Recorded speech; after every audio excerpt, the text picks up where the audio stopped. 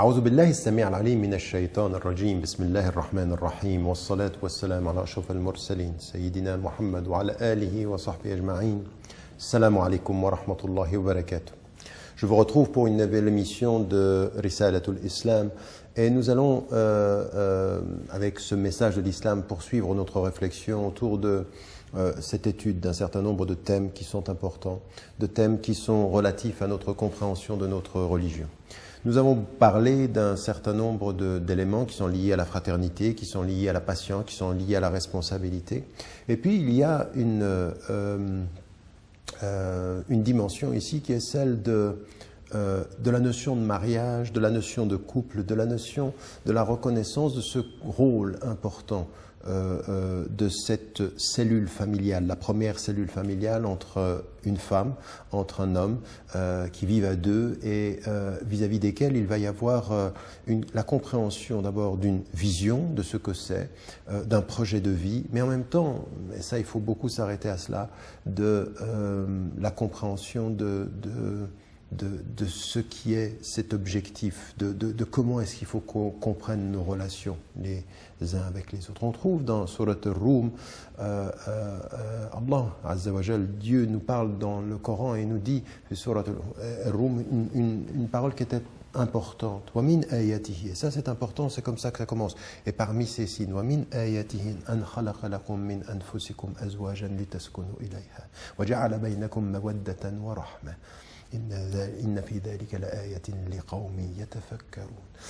Parmi ces signes, il a tiré de vous, établi de vous l'époux, l'autre. Et il a établi, pour que vous trouviez ensemble, litaskunu ilayha, c'est-à-dire que vous puissiez être, taskunu ici, il y a la dimension de la demeure, c'est-à-dire pour que vous reposiez, que vous soyez protégés auprès d'elle, auprès de lui.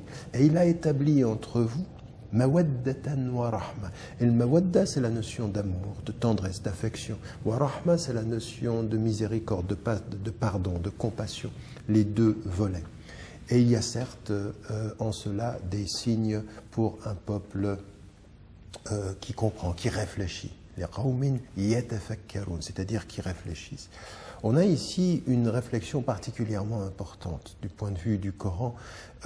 Wamin ayatihi. Dans Surat al-Rum, la révélation coranique commence souvent les versets Wamin ayatihi khalqus samawati wamin ayatihi wamin ayatihi. Et parmi ces signes dans la création, il y a ceci. Il y a cet élément qu'il a tiré de vous et pour vous, l'époux, l'autre ou l'épouse. Et pour que vous puissiez trouver le repos. Et sakan, litaskunu ilayha. La notion de sakan est une notion de repos et une notion de protection. Cette notion de protection, elle est particulièrement importante parce qu'elle va être liée à ce dont nous avons besoin en tant qu'être humain. Oui, nous sommes des individus et nous sommes seuls devant Dieu. Un jour, nous rendrons compte seuls. Mais dans notre chemin de vie, nous avons des besoins. Et l'un des besoins quant à la gestion de notre solitude, c'est l'autre. C'est la femme, c'est l'homme, c'est l'autre qui va nous permettre de compléter, de pouvoir avoir une sorte de paix de plusieurs niveaux, c'est-à-dire de paix psychologique, de paix physique, parce que nos besoins trouvent leur satisfaction, et dans la paix psychologique, dans la paix affective, dans la paix ou la complémentarité physique, affective ou psychologique, il y a la possibilité de vivre la paix spirituelle. C'est comme si toutes ces dimensions-là étaient les conditions de l'autre. La paix spirituelle avec Dieu passe par la pacification, la paix physique, psychologique et affective entre soi et l'époux et l'épouse. Ça, c'est une réflexion importante, à tel point d'ailleurs, dans des hadiths qui ont été rapportés par Tabarani, des hadiths qui ont été rapportés par Al-Bayhaqi, fi Shu'ab al-Iman, c'est-à-dire les branches de la foi, il y a plusieurs hadiths qui sont rapportés et qui mettent en évidence « إِذَا تَزَوَّجَ الْعَبْدُ فَقَدْ كَمَّلَ nisf al-din », c'est-à-dire quand le serviteur s'est marié, il a complété la moitié de sa foi, c'est-à-dire, et qu'il craigne Dieu dans c'est-à-dire dans l'autre moitié. Le hadith ici, Ibn Baz, par exemple, le cheikh Ibn Baz avait dit que il n'arrivait pas à trouver l'authenticité. Sahih, il disait mashhour, mais Al-Albani met en évidence que ce hadith-là, il est Hassan li ghayrihi. C'est-à-dire, c'est un hadith sur lequel on peut considérer qu'il y a un enseignement particulièrement important. Pourquoi? Parce que ce qui est dit ici, c'est que l'accomplissement, alors parfois c'est nisf, parfois c'est shatrul din, c'est-à-dire la même explication, il y a plusieurs versions du hadith de différentes façons, et qui met en évidence c'est la moitié de notre religion. Et ensuite que le serviteur fasse attention à lui-même, c'est-à-dire d'essayer de se prendre en charge pour tout le reste. Parce qu'en fait, pourquoi?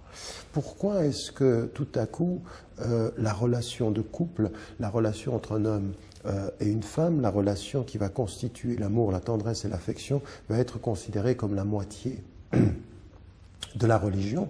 Parce que ce que ici on va réussir à vivre, à réaliser en l'occurrence, c'est cette dimension de la vie avec autrui, la vie qui va nous permettre de trouver un équilibre physique. Et Allah subhanahu wa ta'ala, il dit وَمِنْ آيَاتِهِ أَنْ خَلَقَ لَكُم مِّنْ أَنفُسِكُمْ أَزْوَاجًا لِتَسْكُنُوا إِلَيْهَا. Il dit, c'est là où vous allez pouvoir trouver votre protection. Pourquoi? Parce que seul dans sa spiritualité, devant Dieu, eh bien, on peut avoir des vulnérabilités, on peut avoir des besoins. Et quand les besoins, nous les nions, par exemple, il y a certains besoins qu'on ne peut pas nier. On ne peut pas nier le besoin de manger et de boire, mais le besoin d'affection ou le besoin même de sexualité, on peut imaginer qu'on va le nier. Et à un moment donné, eh bien, nier un besoin sans l'assouvir ou trouver les voies justes de son assouvissement, eh bien, va nous rendre vulnérables. Nous devenons moins forts et en étant plus vulnérables et moins forts, moins protégés et donc vulnérables à d'autres réalités de la vie qui peuvent être des tentations, l'oubli de soi ou l'oubli des choses essentielles. Vous avez dans un verset qui est dans Surat al-Baqarah quelque chose aussi qui met en évidence une relation de protection. Hunna libasun lakum wa antum libasun lahun. Elles sont un vêtement pour vous et vous êtes un vêtement pour elles. En l'occurrence, ce qu'il faut comprendre dans cette relation-là, c'est que la moitié de la foi passe aussi par ce protéger, mais la protection ne vient pas en se cloîtrant, en s'enfermant, en refusant le monde. Non, trouver la bonne mesure de ses besoins et de les assouvir à la lumière et de les assouvir dans ce qui est juste. Et donc ça, il faut le reconnaître. Donc il y a déjà toute une reconnaissance ici du point de vue islamique, dans notre cheminement vis-à-vis de Dieu. Comprendre notre solitude, c'est une chose. Nous sommes seuls. Nous sommes seuls, mais il faut savoir vivre à deux, il faut savoir vivre à trois, il faut savoir vivre en famille, il faut savoir vivre en communauté, il faut savoir vivre en société. Et tout ceci, ce sont des besoins. Et il faut que ces besoins soient assouvis, qu'on en trouve une satisfaction, parce que dans la satisfaction de ces besoin, il va y avoir notre équilibre. Notre équilibre, ce sera notre force. Notre force, ce sera notre paix. Et notre paix, ce sera notre capacité aussi à vivre le cheminement spirituel, Inch'Allah. Donc, la première ici des choses qu'on doit reconnaître comme un des signes, c'est qu'il a mis en nous un signe qui est le fait que nous ayons besoin de l'autre partenaire du couple. Et il faut faire attention, en islam, l'autre n'est jamais ma moitié. L'autre est toujours un autre de mon entité. Je suis un et il ou elle est un. C'est deux êtres, deux autonomies, de conscience, de cœur qui viennent ensemble. Jamais on ne se confond, on ne se perd dans l'autre, parce que devant Dieu, jamais un homme ne pourra dire « demandez à ma femme ». Jamais une femme ne pourra dire « demandez à mon mari ». Chacun a une autonomie. Et ça commence là, l'égalité devant Dieu, et ça commencera là aussi l'égalité en société, parce que la femme comme l'homme est responsable de son agir. Et donc on est dans une action, on est dans une responsabilité, on est dans une liberté, on est dans une autonomie, on est dans une conscience autonome de sa liberté, chacun. Et donc on vient ensemble pour faire un chemin de vie.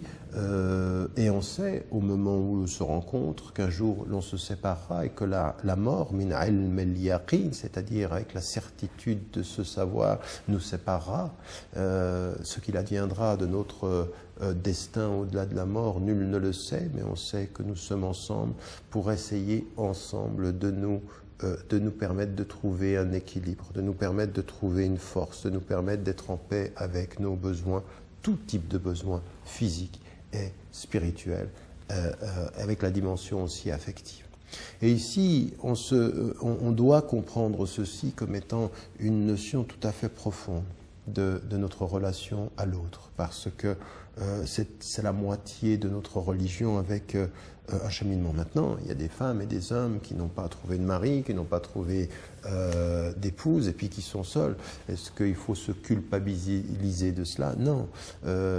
Chaque chose en son temps, il faut faire un effort et puis parfois on ne tombe pas sur la bonne personne et parfois on tombe sur personne, en l'occurrence pendant quelque temps. Mais il faut continuer. Ça n'est pas parce qu'on n'a pas trouvé la bonne personne qu'il faut démissionner de la recherche de ce qui va être l'équilibre de la foi et l'équilibre de notre rencontre. Ça, c'est aussi important. On peut être déçu des hommes, on peut être déçu des femmes, on peut être déçu de ce qui nous a été proposé comme vie de couple. Il y a eu des personnes qui ont été divorcées.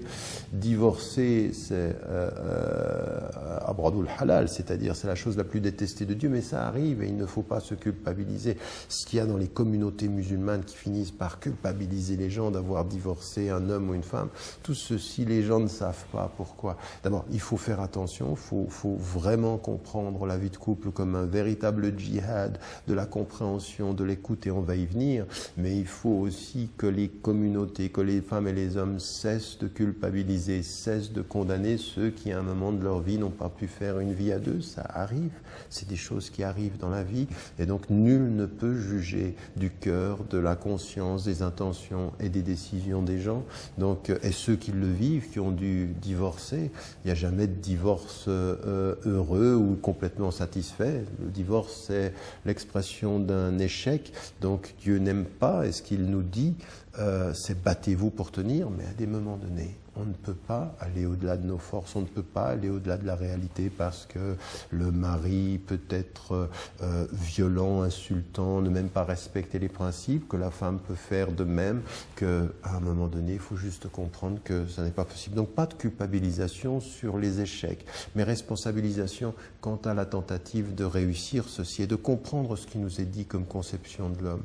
C'est-à-dire que nous devons nous réaliser physiquement, affectivement, à travers cet engagement, Inch'Allah. Je vous retrouve tout de suite après la pause pour que nous puissions poursuivre cette réflexion sur la question du couple et du mariage. Inch'Allah. Salam alaikum wa rahmatullahi wa barakatuh. Rahman Rahim. Salam alaikum wa rahmatullahi wa barakatuh. Je vous retrouve pour cette deuxième partie et je parlais justement de cette moitié de notre religion dans l'accomplissement de ce couplet et de la compréhension de la protection mutuelle, de ce besoin que nous avons, et encore une fois, d'accepter parfois que les choses aillent mal.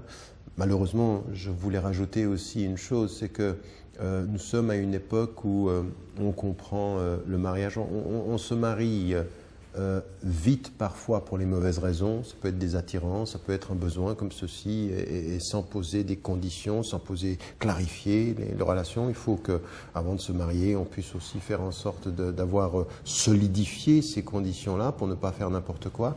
Et puis, comme parfois on se marie trop vite et de façon superficielle, eh ben on divorce parfois très vite et pour des raisons superficielles. C'est un combat, il faut se battre, il faut avoir aussi le sens du sacrifice et de l'équilibre parce qu'on est parfois seul, mais parfois c'est pas le cas, parfois on a des enfants, etc. Donc il faut faire attention à ça, c'est-à-dire que même dans les sociétés majoritairement musulmanes, maintenant on voit des choses que on est dans l'ère du temps, on est dans moins d'efforts, beaucoup plus très vite de cesser de faire des efforts et de s'engager à maintenir les choses. Maintenant, les choses qu'il y a dans ce verset et que nous devons poursuivre et qui mettent en évidence, en fait, ce qui va nous permettre de réaliser dans l'effort, de réaliser dans notre vie quotidienne la possibilité de cet équilibre. Qu'est-ce qu'il y a que l'on doit reconnaître?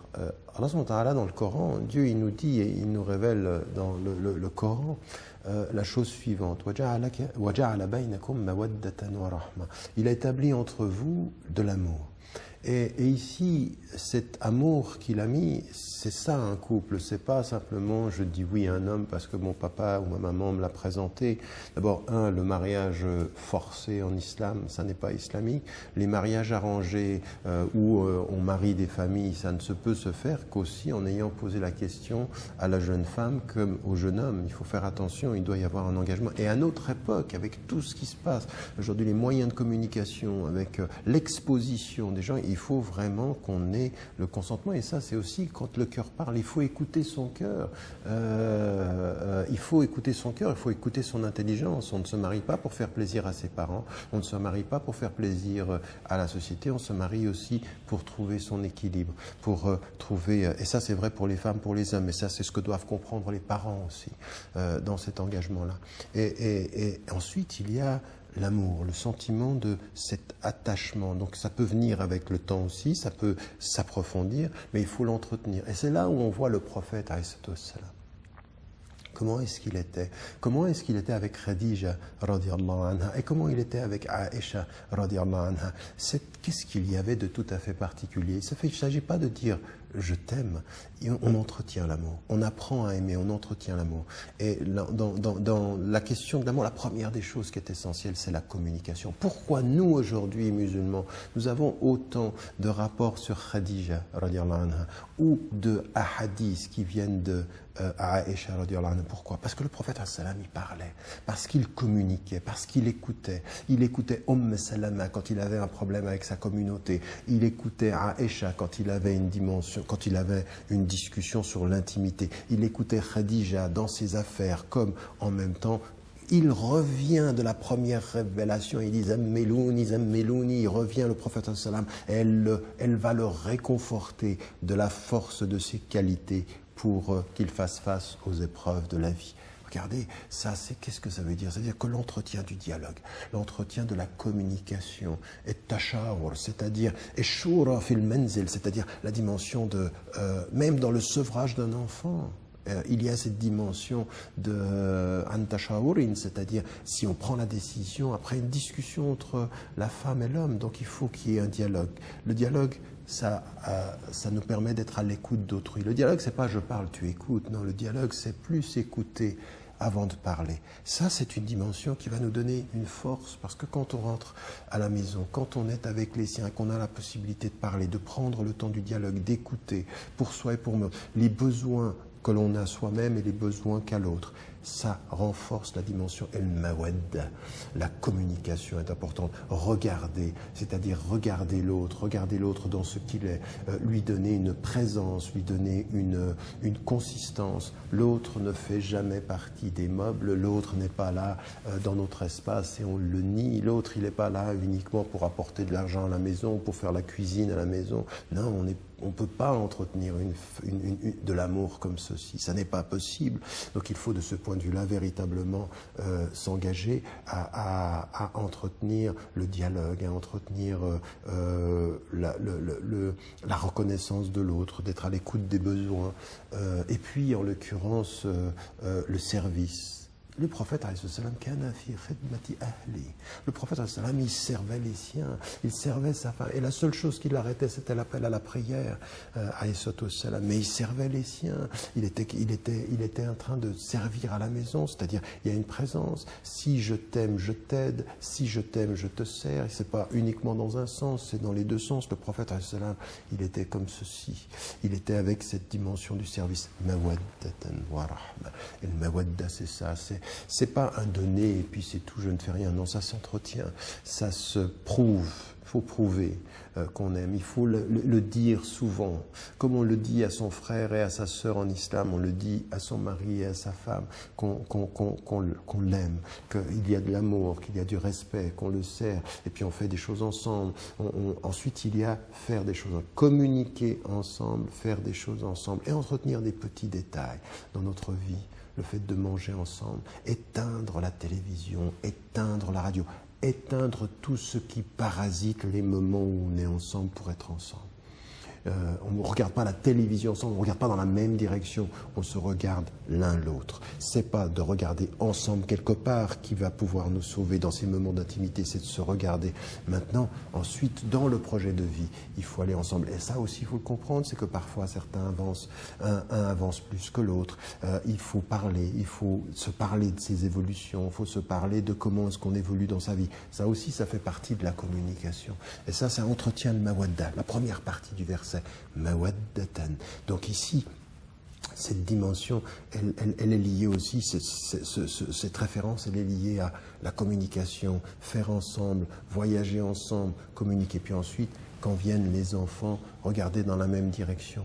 Savoir qu'on n'a pas toujours les mêmes rythmes, qu'il faut être à l'écoute, des doutes, il faut être à l'écoute des questionnements. Et puis, les choses de la vie, c'est-à-dire lire le Coran, c'est-à-dire prier ensemble, c'est-à-dire pas simple. Et puis aller aussi à la mosquée ensemble. C'est pas simplement aujourd'hui dans les lieux où il y a cet espace-là. Il faut y aller comme on va au centre ensemble dans la mosquée du prophète ou dans Al-Haram, où on va ensemble. Et dans les mosquées, il faut qu'on puisse avoir un espace où on puisse aller. Ça aussi, ce sont des choses importantes, qu'on puisse être engagé ensemble, avoir des activités ensemble. Ça entretient le mawadda. Nous l'avons dans le cœur, nous l'entretenons dans la conscience et dans l'action. Et puis, il est dit wa rahma. Et là, c'est l'autre dimension, c'est comment ça va tenir avec l'aspect positif de notre amour. Et Rahma, c'est ce qui va rester et qui va quand même nous permettre de rester solide avec l'autre aspect de nos déficiences, de nos défauts. Et Rahma, c'est la miséricorde, c'est le pardon, c'est à un moment donné, c'est cet amour qui vient de l'intérieur, mais qui peut être aussi la dimension de reconnaître les défauts. On n'est pas marié à un ange. On est marié à un être humain. Et c'est pas parce qu'il est musulman ou qu'elle est musulmane que tout est résolu. Ben bien, on a des problèmes qui sont liés au caractère. On a des problèmes qui peuvent être liés à l'intelligence. On a des problèmes qui peuvent être liés à la psychologie. On a des problèmes qui peuvent être liés à la différence de culture. Tout ça, il faut le gérer. Et donc, il faut le gérer avec la force de l'amour et la capacité du pardon et de la compassion. Comprendre d'où l'autre parle. Pourquoi est-ce qu'il me parle comme ça? Il est d'une autre culture. Elle est d'une autre culture. Elle a un passé qui a été un passé qui a pu être blessé, qui a été un passé qui a pu être difficile. Elle a peut-être eu une autre expérience qui a été difficile. Il y en a des femmes ou des hommes qui ont vécu des choses extrêmement douloureuses dans leur passé. On le comprend. Ça, c'est la compassion. Ça, c'est Rahma. Donc, c'est cette ouverture du cœur. Autant mon cœur accueille ton amour, autant mon cœur peut comprendre les blessures du passé. Ça, là aussi, il y a de la discussion, là aussi, il y a du dialogue, là aussi, il y a de la patience, sabrun jamil, donc cette dimension de ça. Et c'est dans cette attitude-là qu'on peut être ensemble, savoir gérer nos défauts, savoir gérer nos incompréhensions, avec une attitude qui est une attitude d'ouverture, une attitude de patience. Et c'est un vrai djihad. Autant il y a un djihad de l'amour qu'il y a un djihad du pardon et de la compassion. Et donc on se bat pour essayer de rester ensemble et qu'on comprenne ici que ça, c'est vraiment la moitié de la foi. Parce que c'est ce qui va nous donner notre solidité, c'est ce qui va nous donner cette union, c'est ce qui va nous donner un couple. Et c'est ce qui va nous permettre permettre aussi de réfléchir. Donc Allah subhanahu wa ta'ala, dans le verset, il nous dit, il a établi ceci, et ceci, cette force que l'on fait, cette force, cet engagement, ce djihad, effort, résistance, réforme que l'on fait pour garder l'amour, nourrir l'amour, intensifier l'amour, approfondir l'amour, ouvrir et élargir ça. On approfondit l'amour et on ouvre le champ de son pardon et de sa miséricorde avec sa femme, avec son mari, qu'on écoute et qu'on aide. On est là aussi dans notre compréhension à aider l'autre, à dépasser ses faiblesses, à dépasser ses blessures. Je suis le chemin aussi de ton élévation. Je suis le miroir qui te permet d'être meilleur toi-même. Et avec ces deux forces, nous aurons la capacité d'être une maman, d'être un papa et d'accéder au sens de la famille. Beaucoup de dialogue, pas de jugement, et surtout que l'on cesse dans la famille de réduire la relation halal, haram, et le wajibat, et le muharramat.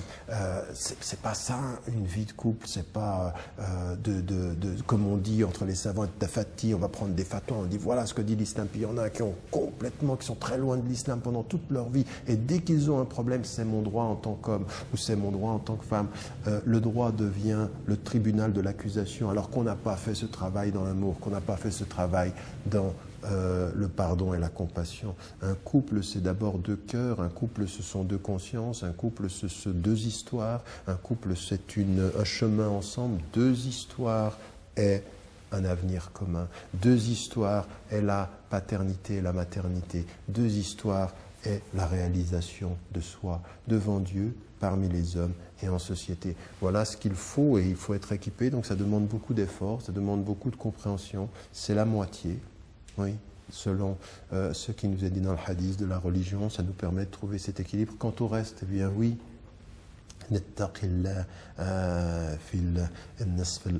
c'est-à-dire il faut qu'on ait cette conscience de Dieu dans la deuxième partie.